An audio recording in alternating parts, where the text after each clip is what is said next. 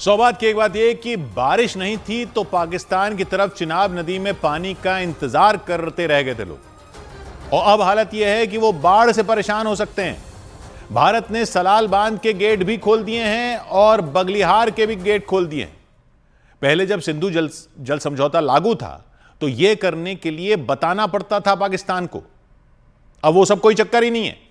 ये दो मुख्य डैम बने हुए हैं चिनाब नदी पर जम्मू में। सिंधु जल समझौते में चिनाब का पानी पाकिस्तान के हिस्से में गया था तो उसके पानी को भारत अपनी तरफ नहीं मोड़ सकता था, रोक भी नहीं सकता था। सिर्फ इतना कर सकता था कि उससे बिजली बनाकर आगे पाकिस्तान की तरफ भेज दे। और बिजली बनाने के लिए भी पानी कितना रोकना है उस पर पाकिस्तान ने बहुत हल्ला मचाया था कि इतने ऊंचे बांध नहीं बना सकते, ये नहीं कर सकते, वो नहीं कर सकते, ज्यादा पानी स्टोर मत करो। काफी माथापच्ची के बाद ये दोनों बांध बन पाए थे। तो इनकी स्टोरेज ज्यादा है ही नहीं। उस पर भी जब जब बांध के गेट खोलने पड़ते थे तो पाकिस्तान को बताना पड़ता था। समझौते में ये इतनी सारी शर्तें लागू थी। अब भारत समझौते को मान नहीं रहा तो भाई डैम में अभी तो ज्यादा पानी रोकने की क्षमता है ही नहीं, क्योंकि आपने ही बनने नहीं दी थी। तो बारिश हो गई तो भर गया डैम और गेट खोल दिए भारत ने। कोई बताने का चक्कर है नहीं।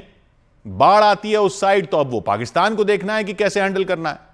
सलाल डैम है रियासी जिले में, जम्मू कश्मीर के रियासी जिले में 690 मेगावाट बिजली बनाता है। पानी रोक सकता है 2,85,00,000 क्यूबिक मीटर तक, यानी छोटा ही है। बड़ा बनाना ही नहीं, बनने ही नहीं देता था पाकिस्तान। दौड़कर शिकायत करने चला जाता था वर्ल्ड बैंक के पास, तो लो अब खुद ही भुगतो। बड़ा होता डैम तो जल्दी उसके गेट नहीं खोलने पड़ते और वहां बाढ़ का खतरा नहीं होता। बगलिहार इससे बड़ा डैम है, रामबन जिले में है। यह डैम 900 मेगावाट बिजली बनाता है और बिजली बनाने के लिए पानी रोक सकता है 42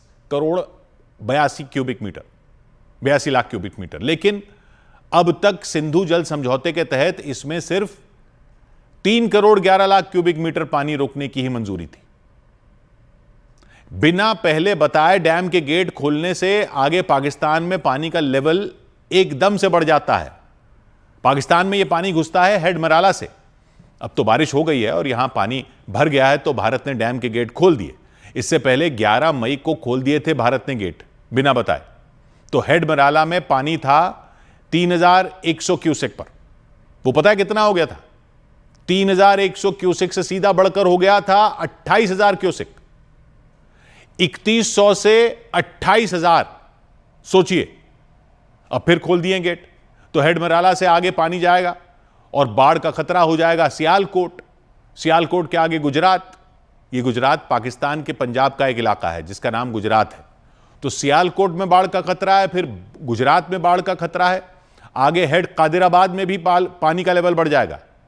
ये जो नाम है ना, हेड मराला, हेड कादिराबाद, इसमें हेड का एक्चुअली मतलब होता है वाटर हेडवर्क्स। मतलब ये वो जगह होती हैं जहां से पानी आगे की तरफ छोड़ा जाता है नदी का।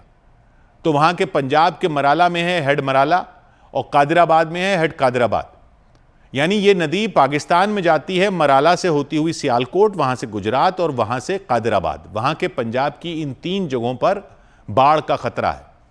चिनाब वहां झंग जिले में झेलम से मिल जाती है और बहावलपुर जिले में उच्च शरीफ नाम की जगह पर सतलुज में मिल जाती है और आखिर में वहां की पंजाब के राजनपुर जिले में सिंधु में मिल जाती है। उसके बाद सिंधु तो वहां के सिंध प्रांत से होती हुई अरब सागर में चली जाती है। तो इसका मतलब यह हुआ कि चिनाब बहती है वहां के पंजाब में, और यहां सलाल डैम और बगलिहार डैम से जो पानी छोड़ा गया है वो वहां की पंजाब में फसलों पर कहर ढा सकता है। क्योंकि पहले तो पानी गया नहीं जब बुआई के लिए चाहिए था, और अब जाएगा ऐसा कि सब कुछ ही बहा ले जा सकता है। खरीफ की फसल पूरी बर्बाद होने का खतरा है। सबसे ज्यादा खेती वहां इसी चिनाब के पानी से होती है। लेकिन जब एक साथ बिना बताए पानी जाता है तो पानी के साथ बहुत मिट्टी और गाद जाती है। गाद जाने से क्या होता है कि नहरों में कई पॉइंट चोक होने का खतरा रहता है, जिससे पानी का प्रेशर, नहरों की दीवारें भी उससे टूट सकती हैं और नहरें ओवरफ्लो भी कर सकती हैं। तो ये एक साथ एकदम से डैम के गेट खोलने से कई तरह के खतरे खड़े हो जाते हैं। वहां के इसी पंजाब में धान की खेती होती है, कपास की खेती होती है, गन्ने की खेती होती है, मक्के की फसल होती है।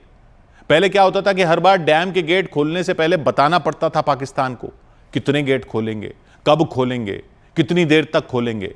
सब पाकिस्तान के हिसाब से होता था, ताकि वहां वो अपनी नहरों में तैयारी कर सके, उसकी फसलों को नुकसान ना हो, उसके नदी किनारे इलाकों में बाढ़ ना आए। मॉनसून के मौसम में रोज बताना पड़ता था, रोज, कि आज डैम में पानी का लेवल कितना है, कितना बढ़ा, कितना कम हुआ, सब कुछ रोज। अब जैसा हमने मई में देखा कि भारत ने गेट खोले तो मराला में पानी 3100 क्यूसेक से सीधा 28,000 क्यूसेक हो गया था। तो अब जब गेट खोले हैं तो यही हाल होना है। पानी के फ्लो को संभालने का टाइम पहले की तरह अब नहीं मिलेगा पाकिस्तान को। डैम की तो मजबूरी होती है, पानी भर जाता है तो गेट खोलने पड़ते हैं। इतना ही कर सकते हैं कि उसकी प्लानिंग ऐसी कर लें कि टाइम टाइम पर पानी छोड़ते रहें, ताकि आगे वाले इलाके में भी पानी निकलकर आगे जाता रहे। एकदम से आ जाएगा तो नहरों को और बराज जो पड़ेंगे रास्ते में, उनको कंट्रोल करने का टाइम ही नहीं मिलेगा। और गाद आ जाती है, एक साथ मिट्टी आ जाती है, पत्थर आ जाते हैं, रेत आ जाती है, वो बराज के गेट को जाम कर देती है। और धान जैसी फसल तो बाढ़ में टिक ही नहीं पाती। मक्के की फसल का भी यही हाल होना है। तो जो पाकिस्तान अब तक गीदड़ भभकी दे रहा था कि पानी दो नहीं तो खून बहेगा, वो अब गुहार लगाएगा कि पानी ऐसे मत छोड़ो नहीं तो सब बह जाएगा। और चला लो आतंक की फैक्ट्री। 100 बात की एक बात,